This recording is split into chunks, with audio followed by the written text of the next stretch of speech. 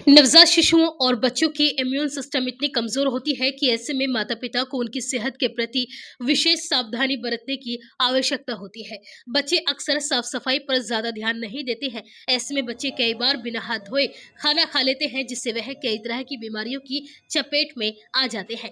आज हम बात करेंगे एक ऐसी बीमारी की जो हाल ही के दिनों में बच्चों में तेजी से देखी जा रही है। इस बीमारी का नाम है गुलेन बेरी सिंड्रोम। हाल ही में पुणे में इस बीमारी से ग्रसित कई बच्चे पाए गए, जिसके बाद देश भर में बच्चों के प्रति चिंता बढ़ गई है। भारत में इस बीमारी की एनुअल इंसिडेंट रेट लगभग 1 से 2 केस प्रति 1 लाख जनसंख्या में दर्ज की जाती है। गुलेन बेरी सिंड्रोम एक न्यूरोलॉजिकल डिसऑर्डर है, जिसमें शरीर की इम्यून सिस्टम गलती से अपने ही नसों पर हमला कर देती है। इसकी वजह से बच्चों के हाथ पैरों में कमजोरी, चलने फिरने में परेशानी और सांस लेने में दिक्कत जैसी समस्याएं होने लगती हैं। कई बार ये स्थिति इतनी ज्यादा गंभीर हो सकती है कि मरीज को रेस्पिरेटरी फेलियर का खतरा तक हो सकता है।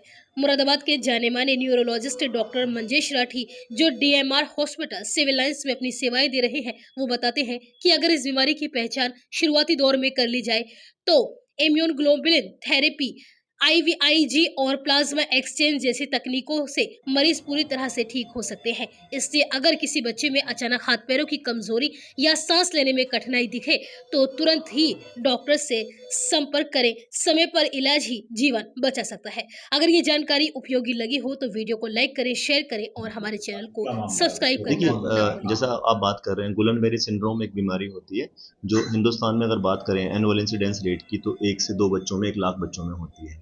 अच्छा, अभी कुछ दिन पहले पुणे में भी गुलन बेरी के कुछ बच्चे आए थे। तो ऐसे बच्चे में उसके हाथ पैर चलने बंद हो जाते हैं, सांस में दिक्कत आती है, सांस की नसें भी कमज़ोर होती हैं, रेस्पिरेटरी फेलियर बोलते हैं, उसमें चला जाता है। तो ऐसे बच्चे हमारे पास आते रहते हैं गुलन बेरी के। अभी भी एक बच्चे का इलाज चल रहा है, काफ़ी गरीब बच्चा है। तो उसको जैसे कि इसमें जो ट्रीटमेंट ऑफ चॉइस है आईवीआईजी बोलते हैं, इम्यूनोग्लोबुलिन्स बोलते हैं, वो दी गई है।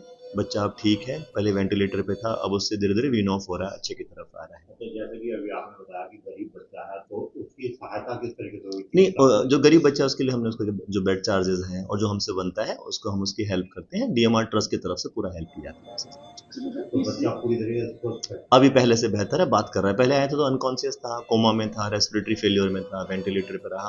अब अपना जो है आंखें खोल रहा है, जीभ दिखा रहा है, मतलब अब कमांड फॉलो कर रहा है। कितने दिन में वो पूरी तरीके से स्वस्थ हो जाता है? देखिए, गुलन बेरी का बच्चा कम से कम 3 से 4 महीने 5 महीने लग जाते हैं ठीक होने में। हर एक का अपना अपना मियाद है, पर 3 से 5 महीने का टाइम मान के चलिए, पर वो हो जाएगा। अब ऐसा देखिए ना, बच्चे की पावर बिल्कुल जीरो है, हाथ पैर नहीं चल रहे हैं, सांस में दिक्कत है, वेंटिलेटर पे, सारी चीज़ें ठीक होनी चाहिए। दूसरा बच्चे की एज कितनी होगी और बच्चे की एज 7 साल के आसपास एज है उसकी। तो सर इस तरह की जो बीमारी है उसके सिम्टम क्या होते हैं? इसमें देखिए सिंपल सिम्टम है, पब्लिक के अवेयरनेस के लिए पता होना चाहिए। अगर किसी की एकदम से पैर चलने बंद हो जाए, फिर उसके हाथ चलने बंद हो जाए और सांस में दिक्कत आनी शुरू हो जाए, तो गुलन बेरी सिंड्रोम है मोस्टली। इसमें क्या होता है, चारों हाथ पैर चलने बंद हो जाते हैं। उसको असेंडिंग पैरालिसिस बोलते हैं, कि पैरालिसिस ऊपर की तरफ जाता है, पैर से शुरू होकर हाथ की तरफ जाता है, असेंडिंग पैरालिसिस बोलते हैं इसको। हाँ, लेकिन प्रेजेंटेशन डिफरेंट भी हो सकते हैं, बट मोस्ट कॉमन क्या होता है, पहले पैरों में कमजोरी आएगी, फिर हाथ में कमजोरी आनी शुरू होती है। और सांस में कमजोरी आती है तो वो गंभीर बीमारी बन जाती है, क्योंकि हाथ पैर की ना चलें कोई दिक्कत नहीं है, बट अगर सांस की दिक्कत आए तो जानलेवा बन जाता है। उसके लिए हमें वेंटिलेटरी सपोर्ट देना पड़ता है। तो बच्चा हमारा स्वस्थ है, बढ़िया है, अच्छा है। ऐसे हमने हर महीने में 1-2 बच्चे आते रहते हैं। इंसिडेंस रेयर है, बट हमारा इंस्टीट्यूशन न्यूरोलॉजी के लिए एक स्पेशल इंस्टीट्यूशन है हमारे पास, जो करीबन कई स्टेट से पेशेंट आते हैं, तो ऐसे बहुत से बच्चे आते रहते हैं। थैंक यू, धन्यवाद।